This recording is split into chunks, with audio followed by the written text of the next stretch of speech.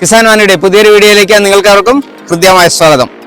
ഇന്ന് എൻ്റെ കുറച്ച് കുറ്റിപ്പയർ കൃഷിയാണ് നമ്മൾ കാണാൻ പോകുന്നത്. അപ്പോൾ നമുക്ക് കുറ്റിപ്പയർ കൃഷി ഒന്ന് കണ്ടാലോ. 45-50 ദിവസമായ കുറ്റിപ്പയറാണ് ഈ കാണുന്നത്. അത് കുറ്റിപ്പയർ പൊതുവെ കുറ്റിയായിട്ട് നിൽക്കുന്നതാണ്. പക്ഷെ എന്നാൽ ഇതെന്ന് പറഞ്ഞാൽ കുറച്ച് വള്ളി വീശുന്നൊരു ടൈപ്പാണ്. അതായത് ഇത് കനകമണി പയർ എന്ന് പറയും. ഇതിൻ്റെ കുരുവെടുത്ത് നട്ട് കഴിഞ്ഞാൽ ഒരു 3 ദിവസം ആകുമ്പോഴത്തേന് കിളുക്കും. ഒരു 15 ദിവസം ആകുമ്പോഴത്തേന് തന്നെ വള്ളി വീശി തുടങ്ങും. വള്ളി വീശി എന്ന് പറഞ്ഞാൽ കുറച്ച് വള്ളി വീശത്തുള്ളൂ കേട്ടോ. ചെറിയ രീതിയിൽ ഇങ്ങനെ വള്ളി വീശി അങ്ങനെ നിൽക്കും. പക്ഷെ നല്ല വിളവ് കിട്ടും. ഇതൊരു 25 ദിവസം ആകുമ്പോൾ തന്നെ പൂവിട്ട് തുടങ്ങും. ധാരാളം പൂക്കളുണ്ടാകും. അത് ഒരെണ്ണത്തിൽ തന്നെ കണ്ടില്ല. ഒരു നെട്ടയിൽ തന്നെ 3-4 പയറൊക്കെ ഉണ്ടാകും. കണ്ട ഇഷ്ടംപോലെ പയറുണ്ടാവും.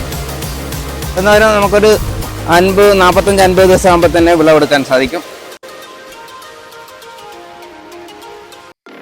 ഇത് വളരെ ടേസ്റ്റിയാണ്. നമുക്ക് അതുപോലെ പിന്നെ ഇത് മെഴുക്ക് പുരട്ടി ഉണ്ടാക്കാൻ സാധിക്കും. അതുപോലെ തന്നെ നമുക്ക് ചെറുതായിട്ട് അരിഞ്ഞിട്ട് നമുക്ക് തോരൻ വയ്ക്കാൻ സാധിക്കും. ഏത് കാലാവസ്ഥയിലും നമുക്ക് വളരെ സിമ്പിളായിട്ട് കൃഷി ചെയ്യാൻ പറ്റിയ പയറുവർഗ്ഗത്തിൽപ്പെട്ട ഒരു പയറുവർഗ്ഗം എന്ന് വെച്ചാൽ വള്ളി പയറും നമുക്ക് സിമ്പിളായിട്ട് കൃഷി ചെയ്യാൻ പറ്റും. അതുപോലെ തന്നെ കുറ്റിപ്പയറും ചെയ്യാൻ പറ്റും. അത്യാവശ്യം വെളിച്ചം വേണമെന്ന് മാത്രമേ ഉള്ളൂ.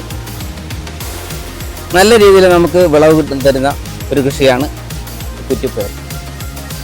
ആണ് ഇതിപ്പോൾ ഞാൻ ഞങ്ങളുടെ ഉണങ്ങി കിടപ്പുണ്ട്. ഇത് ഞാൻ ആദ്യം കുറച്ച് സീഡ് എടുക്കാൻ വേണ്ടിയിട്ടാണ് ഇങ്ങനെ ഇട്ടിരിക്കുന്നത്. നമ്മൾ കുറച്ച് സീഡിന് വേണ്ടിയിട്ടാണ് ഇങ്ങനെ കംപ്ലീറ്റ് ഒരുപാട് ഉണങ്ങിയിട്ടുണ്ട്. ഇപ്പം നന്നായിട്ടുണ്ട് കൃഷി.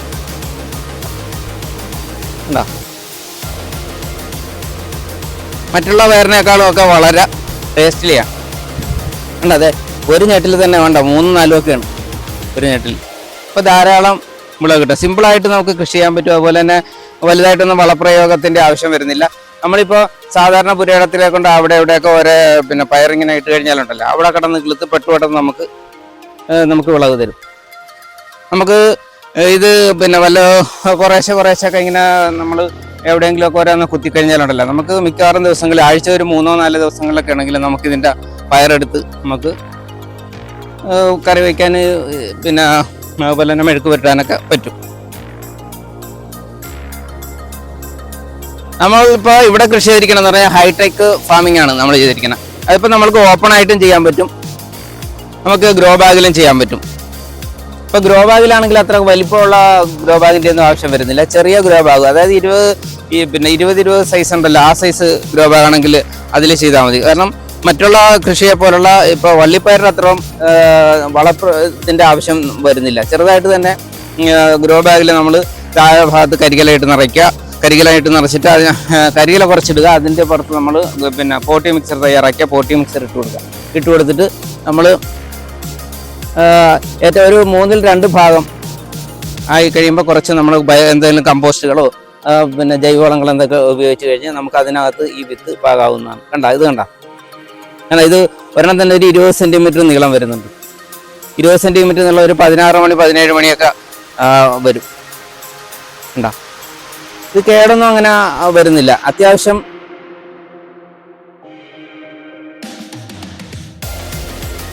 ഇപ്പൊ നമുക്ക് ഗ്രോ ബാഗിലാണെങ്കിൽ ഒരു 20x20 സൈസ് ഗ്രോ ബാഗ്, അതായത് ചെറിയ ഗ്രോ ബാഗ് മതി. കാരണം എന്ന് വെച്ചാൽ ഇതൊരു മാക്സിമം ഒരു 3 മാസത്തിൽ കൂടുതൽ നമുക്ക് ഇതിൽ നിന്ന് വിളവ് കിട്ടത്തില്ല. അപ്പോൾ ചെറിയ സൈസ് ഗ്രോ ബാഗ് മതിയാകും. നമുക്ക് വള്ളിപ്പയർ കൃഷിയാണ് ചെയ്യണമെങ്കിൽ നമുക്ക് വലിയ പിന്നെ ഗ്രോ ബാഗ് ഉപയോഗിക്കാം. അപ്പോൾ ഇത് സാധാരണ ചെയ്യാന്ന് വെച്ചാൽ ആദ്യമായിട്ട് നമ്മൾ ഗ്രോ ബാഗ് എടുത്ത് അതിൻ്റെ താഴ്വശം കുറച്ച് ചകിരിച്ചോറ് ഇടുക, അതിൻ്റെ പുറത്ത് കുറച്ച് കരികില ഇടുക. എന്നിട്ട് പിന്നെ നമുക്ക് സമ്പുഷ്ടി കഴിച്ച ചാണകപ്പൊടിയോ അല്ലെങ്കിൽ പോട്ടി മിക്സർ തയ്യാറാക്കി അതിട്ട് അതിന് ശേഷം ഒരു 3 ഭാഗം 3-2 ഭാഗം നിറച്ചതിന് ശേഷം വീണ്ടും നമുക്ക് ബയോ കമ്പോസ്റ്റ് എന്തെങ്കിലും ഇട്ടിട്ട് അതിൽ നമുക്ക് ഈ വിത്തെടുത്ത് പാകിയാൽ ഒരു 3-ാമത്തെ ദിവസം തന്നെ വിത്ത് കിളുത്ത് കിട്ടും. പിന്നെ മറ്റൊരു പ്രത്യേകത എന്ന് വെച്ചാൽ ഇതിന് വലുതായിട്ടൊന്നും രോഗം വരില്ല. ഇനിയിപ്പോൾ രോഗം വരുവാണെങ്കിൽ തന്നെ വെള്ളീച്ചയുടെ ഒരു ആക്രമം വരും. പിന്നെ ചെറിയ ഈ പയറിന്റെ അറ്റം ഭാഗത്ത് പിന്നെ ചെറിയ ഒരു പൊട്ടുപോലെ ഇങ്ങനെ പുഴു കുത്തണ ഒരു ഇത് വരും. അത് നമ്മൾ ബിവേറിയ ഒരു 5 ml 1 ലിറ്റർ വെള്ളത്തിൽ കലക്കി സ്പ്രേ ചെയ്താൽ ചെയ്യുക. അതല്ലെങ്കിൽ പിന്നെ നമുക്ക് വെളുത്തുള്ളി കാന്താരിയും കൂടെ ചതച്ച് അതിൻ്റെ നീരെടുത്ത് സ്പ്രേ ചെയ്താലും നമുക്ക് ഈ പുഴുവിൻ്റെ ശല്യം മാറി കിട്ടും. പിന്നെ വേറൊരു അസുഖം വരിക എന്ന് പറഞ്ഞാൽ വെള്ളീച്ചയുടെ ആക്രമണം വരും. അത് വെള്ളീച്ചയുടെ ആക്രമണം വരുമ്പോഴത്തേനും നമുക്ക് കഞ്ഞിവെള്ളം, നല്ല പുളിപ്പിച്ച കഞ്ഞിവെള്ളം എടുത്തിട്ട് സ്പ്രേ ചെയ്ത് കൊടുത്താൽ മതി. അത് വളരെ എഫക്റ്റീവായിട്ട് കാണുന്നുണ്ട്. അതുപോലെ തന്നെ മറ്റ് കൃഷികൾ ചെയ്യുമ്പോൾ പോലെയുള്ള ഒരു റിസ്ക് ഇതിനില്ല. കാരണം എന്ന് വെച്ചാൽ ഇതിൻ്റെ കുരു എടുത്ത് നമുക്ക് അവിടെ ഇവിടെയൊക്കെ ഓരോന്ന് ഇങ്ങനെ കുത്തി കൊടുത്തു കഴിഞ്ഞാൽ തന്നെ ഇത് നന്നായിട്ട് പിന്നെ വിളഞ്ഞ് നല്ല വിളവ് കിട്ടും. മറ്റ് കൃഷികളെന്ന് പറഞ്ഞാൽ നമ്മൾ അതിന് വല്ല പരിചരണം എപ്പോഴും ശ്രദ്ധിക്കണം. അപ്പം അങ്ങനെയൊന്നും വേണ്ട. ഇത് കിളുത്ത് വന്നു കഴിഞ്ഞാൽ നമ്മൾ എവിടെയെങ്കിലും എന്തെങ്കിലുമൊക്കെ കുറച്ച് വളം കിട്ടി കുറച്ച് തണുപ്പും കിട്ടിയാൽ അധികം തണുവ് വേണ്ടെന്ന് മാത്രമേ ഉള്ളൂ. അതായത് വെള്ളം കെട്ടിക്കിടക്കുന്ന സ്ഥലത്ത് ഞാൻ പറഞ്ഞല്ലോ അതുപോലുള്ള സ്ഥലങ്ങളിൽ പാടില്ല. വെള്ളം ഇപ്പോൾ വരമ്പെടുത്താണെങ്കിലും നമുക്ക് നടാവുന്നതാണ്. ഇപ്പോൾ ഗ്രോ ബാഗിലല്ലെങ്കിൽ നമുക്ക് വേറെ ചെറിയ ചെറിയ വരമ്പെടുത്ത് അങ്ങനെ നട്ടാലും നമുക്ക് വളരെ വിജയകരമായിട്ട് തന്നെ ഇത് കൊണ്ടുപോകാൻ സാധിക്കും. പിന്നെ ഇതിൻ്റെ കീടനിയന്ത്രണ മാർഗം എന്ന് പറഞ്ഞാൽ നമ്മളിപ്പോൾ സിഡോമോണസ് ഒരു 10 ദിവസം കൂടുമ്പോഴത്തേന് ഇപ്പോൾ ലിക്വിഡ് ആണെങ്കിൽ ഒരു 5 ml 1 ലിറ്റർ വെള്ളത്തിൽ കലക്കി ഇങ്ങനെ സ്പ്രേ ചെയ്ത് കൊടുക്കുക. ഇനി പിന്നെ പൗഡർ ആണെങ്കിൽ ഒരു 20 ഗ്രാം 1 ലിറ്റർ വെള്ളത്തിൽ കലക്കി 10 ദിവസം ഇടവിട്ട് ഇങ്ങനെ സ്പ്രേ ചെയ്ത് കൊടുത്താൽ അതിന് രോഗപ്രതിരോധ ശക്തിയും കിട്ടും, നല്ല ആരോഗ്യം കിട്ടും, പൂ കൂടുതലും പെട്ടെന്ന് പൂവുണ്ടാകും. പിന്നെ മറ്റൊരു കാര്യം എന്ന് പറഞ്ഞാൽ നമുക്ക് ഫിഷ് അമിനോ ആസിഡ് കിട്ടുമെങ്കിൽ ഏറ്റവും നല്ലതാണ്. അതൊരു NPK ഫെർട്ടിലൈസറാണ്. അത് ഉപയോഗിക്കുകയാണെന്നുണ്ടെങ്കിൽ നമുക്ക് ഒരു അതേമാതിരി തന്നെ ഒരു 10 ദിവസം കൂടുമ്പോൾ ഇങ്ങനെ സ്പ്രേ ചെയ്ത് റൊട്ടേറ്റ് ചെയ്ത് ഇങ്ങനെ കൊടുക്കുകയാണെന്നുണ്ടെങ്കിൽ അതും ധാരാളം പൂക്കളും ചിനപ്പുകളൊക്കെ ഉണ്ട്. അതിനകത്ത് പൊട്ടാസ്യവും നൈട്രജനും ഫോസ്ഫറസും പൊട്ടാഷ്യം ഒക്കെ അടങ്ങിയിട്ടുള്ളത് കൊണ്ട് പെട്ടെന്ന് തന്നെ അതിൻ്റെ ചിനപ്പുകൾ ധാരാളം പൊട്ടും, പൂക്കൾ ഉണ്ടാകും, കായ്കളൊന്നും പൊഴിഞ്ഞു പോകത്തില്ല. അങ്ങനെ ഒരുപാട് ഗുണങ്ങളെയും ശർക്കര മത്തി കഷായത്തിനുണ്ട്. അപ്പോൾ അത് നമ്മൾ ഉപയോഗിക്കണമെങ്കിൽ നമുക്ക് മറ്റ് കീടനാശിനികളോ അല്ലെങ്കിൽ അതൊന്നും ഉപയോഗിക്കാതെ തന്നെ ഇത് നമുക്ക് പെട്ടെന്ന് തന്നെ ഇത് കൺട്രോൾ ചെയ്യാൻ സാധിക്കും.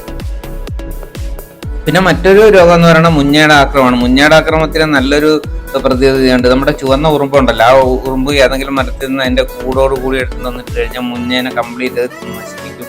പിന്നെ വെള്ളീച്ചയുടെ ആക്രമണം കാണാറുണ്ട്. അതിന് നമ്മൾ പിന്നെ മറ്റുള്ള മരുന്നുകൾ ചെയ്തിട്ട് മാറിയില്ല എന്നുണ്ടെങ്കിൽ നമ്മൾ ഗന്ധകം ഒരു 1 ഗ്രാം 1 ലിറ്റർ വെള്ളത്തിൽ കലക്കി സ്പ്രേ ചെയ്യാം. പിന്നെ അതിനും കഞ്ഞിവെള്ളം കലക്കി സ്പ്രേ ചെയ്താൽ അതും മാറും.